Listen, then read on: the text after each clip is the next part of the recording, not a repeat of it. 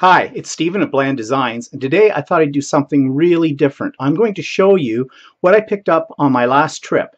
I went a couple of weeks ago to Florida, to Fort Lauderdale, for the Christmas holidays, and I did a lot of scrapbook shopping while I was down there. Spent way too much money and managed to smuggle most of it across the border. Shh. So I thought today I'm going to show you the stash that I came back with, and there's a lot of interesting things, so stay tuned.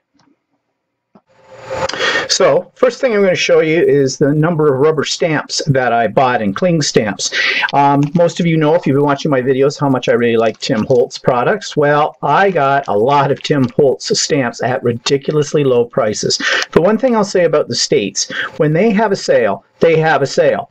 Joann's and AC Moore and Hobby Lobby all had sales at right after Christmas time, and I was able to pick up a lot of these stamps that cost in our country, well, anywhere from about $19.99 up to about $27, $28 a shot for like $9.99, $12.99, $11.99. So I stocked up on Tim Holtz stamps, as you can see. I got some of his minis as well, his what do you call these? The blueprint minis. I also got, oh, where else? Oh, this one I really like with the balloons, sort of steampunkish like, and right now I'm kind of into steampunk. I also picked up some other ones that weren't Tim Holtz's line, but some background stamps from Stampendous. I picked up some Graphic 45 stamps, which I didn't even realize Graphic 45 produces stamps, but this is really neat. Again, we got some of the old typewriter and some of the old script, some typography ones, more script. I really like script stamps. Here's some more that's kind of vintage. I'm thinking about doing sort of an Art Deco, Art Nouveau layout and giving a class in how to do that at my scrapbook store that I work at, Class Act in Oshawa. Here again, some travel ones, old time travel, and again, some type of travel ones as well. I also picked up some Delusion clear stamps, the ones with sayings on them. I think those are going to be very useful. And I got a few of their doodled type ones as well.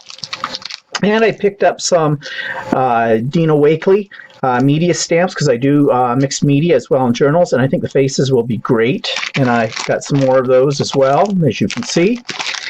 And this is also Diane Wakley as well.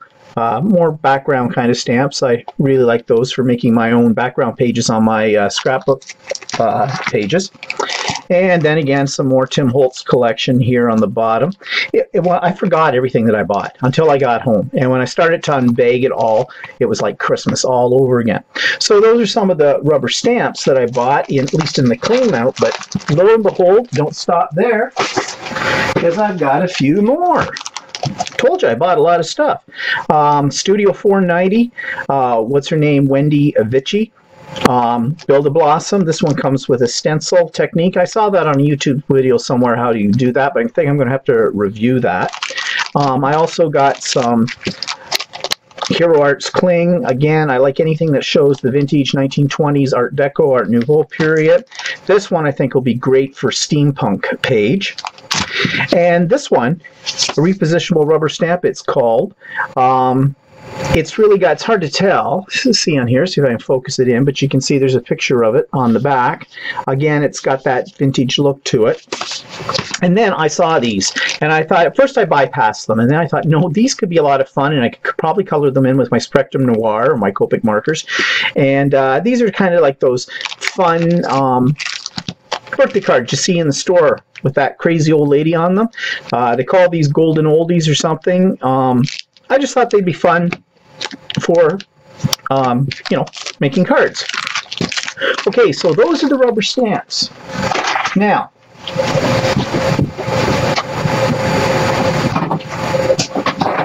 just bear with me for a minute. I'm coming right back. I had these all on another table over at the side. So I bought a whole bunch of other wood-mounted stamps. This one I thought, the Polaroid kind of idea, I thought that would look really good. This is a Tim Holtz one. Again, admit one is Blueprint Series, the ticket one. This I thought would make a really interesting background stamp. It's kind of a mixture of different things. It almost looks like there's like washi tape kind of features in this. I don't know if they give that a name or not. Let's see. Nope. Don't know what it's called, but I'm going to call it the... Oh, wait. Maybe I do. Pattern stripes. Looks like washi tape to me. And this one's sort of a map of the world. I think that'll be really great for travel pages and vintage pages as well. Then I thought this was fun. This is like one of those old-time diagrams you see traveling medicine men shows, that kind of thing. What do they call that? Phrenology or something, where you read the bumps on a head. Again, a little sort of for travel, fashion, 20s styling, whatever. And I love background stamps, as you know, and I thought this one was really neat with the postage stamps, rented lips today. Butterfly, you know how I like butterflies, and a little script in the background, so that one's going to be fun. And then, of course, you've got to have, and I see I'm going out of focus there, you've got to have one with a wine bottle and a wine glass, which could make a really nice card for, you know, a housewarming party or any kind of party. So you see, I bought a lot of stamps. Now, what else did I buy? Well, let me go grab some more of the stash. And let's bring over the dies. Lots and lots of dies. Okay, of course, I just got a Vagabond just before I went away, and so I had to get some of Tim Holtz's great die. So I got here the one of the clock. I can't wait to use that. And his tattered flower one, which is really nice on its own, but you know what I do with this? I cut the pieces out, I put them through my brother's scanning cut, and then I can manipulate them any size that I want, and I can make multiples much quicker than running it through the Vagabond all the time. So can't wait to use that. Another one from Tim Holtz is the Viewmaster one. Now, funny thing about this, I saw it, I thought about it, I think it's really cool. You can see what it looks like right there. However, I didn't pick it up, and then I kicked myself. It was at Joann's. It was 40% off their price, which is cheaper than our price in Canada for the same thing, like at Michael's. And so we went back to the Joann's store where I saw this after I'd been everywhere else, and I picked it up. I mean, at this point, I had spent a lot of money, and I'll tell you at the end how much I spent. I'll let you do a little bit of guessing first. And I figured, in for a penny, in for a pound, you know, that kind of thing. I would kick myself if I didn't buy it, so I bought it, so I don't need to kick myself. Then I got some of his smaller dies. This one creates the rosettes, which look like fun. And this one, I think this one's going to be neat. It does little tags, and it does a film strip as well. So that one I'm dying to use real soon. Of course, I bought the plates for the Vagabond, the big shot for those longer ones, but then I realized something when I got home. Probably don't need those because I have the extended platform. But it was regular price $9.99, and that was 40% off that, so what the heck, got an extra set of plates. Then this is one, I've never used these type before, but this is the combination of the die cuts and the rubber stamps, which basically you stamp these down and then you can line them up. I can use a magnetic plate for this in the Vagabond to get the positioning correct, and you can cut these out. So this is going to be, has lots of potential as well. Then I found this little neat little die, Hobby Lobby, 40% off, regularly $9.99, so you do the math. And it's this little tree kind of thing. And I'm thinking, you know, family tree pages, things like that. That could be really neat. So, I bought a lot of things to stamp with. I bought a lot of things to cut things out with. What else did I buy, you may ask? Well, let's take a look. Of course, as I said, you know how I like Tim Holtz products.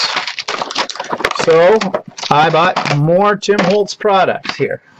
Now, I already had a set of these, which I haven't used yet, but I'm thinking about how I'm going to use them. But ridiculously low price. I think these cost me something like $3.99. Again, all the Tim Holtz stuff at Joann's and at Hobby Lobby was all 40% off. You never see it at Michael's here in Canada, usually, or when you do see it 40% off, they have nothing to choose from. And Tim Holtz has a whole array of all of these. He calls these his ideology. pieces. And you see, look at these. And the gears. Oh, I'm right into the gears right now because I'm thinking steampunk. Okay, a little glare on that. These word bands. Okay, I'm not sure what I'll do with them, but at $3.99, how can I go wrong? Clock faces, buckles, little binder clip kind of things. And then these little elastic things that I think would be great for using as closures on albums, probably in combination with something like the buckles or with these nameplates. Even Graphic 45, I didn't realize, had some of these types of embellishments, so I got some of the keys as well. So I just lost my viewer here. My computer wanted to do a little timeout. I don't know what these are, but I picked them up because they were cheap. $9.99, 40% off. I bought these. These are self-inking stamp, and this one does, I don't know if you can see it, picture up here at the top, it does a little tag. And I bought another one that does a little oval for journaling into it. And this says the image is reduced 20%. Actual size imprint. There, it shows you there. It's hard to see. Can you see the little lines and stuff? So we'll see. You know, again, it was on sale. Had to have it. So you can see I'm really well stocked up with lots and lots of Tim Holtz embellishments. But that's not all. So let's put our path off. You can hear me dropping everything on the floor down here in the background. Sorry, I'm not cutting in and out on the video because, you know, I don't want to have to splice a lot of stuff together. So, what else did we buy? Well, let's take a look. I'm just picking up a few things over on this other table that's here and bringing them over. Okay, so here was my one mistake. It's not really a mistake, but it's a duplicate, and everybody's got duplicates. So for the longest time, I wanted one of these Tim Holtz texture hammers, and it was on my wish list of things. Well, I kind of forgot that some months ago, well, maybe 8 months ago, I actually bought one. And guess what? I haven't used it yet. But I saw it there. It was on sale. Forgot that I bought it. The only thing out of everything that I had was this that I duplicated. So it said it was $17.99. It was 40% off on it as well. Everything I bought pretty much was 40% off. Some stencils. Now, I found this really cool scrapbook store. I was staying in Fort Lauderdale. This place was about 45 minutes north of Fort Lauderdale in a place called Lake Worth. If you're ever in Florida, if you ever get to Lake Worth, I highly recommend you go to this store. It's called Everything Scrapbook and Stamps. It is the best scrapbook store I have ever been in. It was big, and it was full to the rafters. And the lady who owns the store, and I never asked her name, was great. Funny, when I walked into the store, she saw me and my husband come in, and of course the first thing I get from ladies who own scrapbook stores when a man walks in is, "Oh, can I help you? Are you picking something out for your wife?" Now, that's kind of, I don't know, what's the reverse of chauvinism for women? I don't know. But the hair on the back of my neck usually bristles at that kind of comment. So I understand how you ladies feel when a man makes a very chauvinistic remark, okay? So I usually just look at them and go, "Nope, I'm fine, thanks very much," and I go on with my business. Of course, they're always eyeballing me. But then when they start seeing me yanking things off the shelf, throwing it in my basket, they come over and they talk. And they want to know who I am and all these kind of things. So I tell them, I am a paper crafter. I work in a scrapbook store, and I teach classes. And then that gets us into a whole great conversation. And this lady was really, really nice, and I can't say too much about her store because it was excellent. And quite frankly, our store is excellent, but it's nowhere near the size of what this lady has. And I asked her, you know, scrapbooking business is not an easy business. I know that firsthand from working in a scrapbook store. However, she had a captive market because all the scrapbooking stores in their area had pretty much gone out of business except for her. And so she had basically a captured market right there, and she was doing very, very well, and I wish her the best. She does have a website, so if you go on Google and look up Everything Scrapbook everything scrapbook and stamps. You should be able to find her website. Tell her Stephen sent you. So I got some of those. I got some more stencils, Delusion ones. I love stencils, tons and tons of stencils. This one I thought was really neat. There's one of an old style Polaroid camera. This one I thought would make a nice companion piece to the Tim Holtz die that cuts out the Viewmaster dies. Some numbers, you can always use numbers. This one I thought was kind of cool. I hadn't seen this one before. Stencil Girl product, apparently. The abstracts. And I think when I'm doing my jelly arts kind of stuff, this is going to make a really interesting pattern. I also bought a few embossing folders. I have many, many embossing folders. This one is sort of a damask. I think it's called... what do they call it? Damask background. Well, pretty good at that, I guess. This one of a tree, and tree with leaves. Very good. And I'm starting to suspect that I might have this one already. I've got to double check on that one. But, you know, one's good, two's great. This one of the bricks, and it's called Brick Wall. Why do I have a strange feeling I may have this one already too? You know, I took my inventory book with me to make sure I didn't buy duplicates. Did you think I looked into it? No. Now, I bought some of these only because I was out of them. They were a good price, but I didn't have to order them because I've got the special stamps or punches that cut these out, and I use these quite a bit actually because it's great for making your own index pages. So I just stocked up on them. And then I bought this little curious thing for $2.50. It's a mixing jar. Okay, so when you're mixing up your texture paste or your embossing paste or something like that, you basically have a little jar that you can keep whatever you've done in. Now, it just dawned on me that I thought I bought two of these, and I'm only finding one. So I'm wondering if I really did buy two, or did I put one back? Oh well. Anyways, it's the kind of thing you can buy at the dollar store as well, but what the heck, I saw it there, had to go for it. So, now, you might think I'm done. I am not done.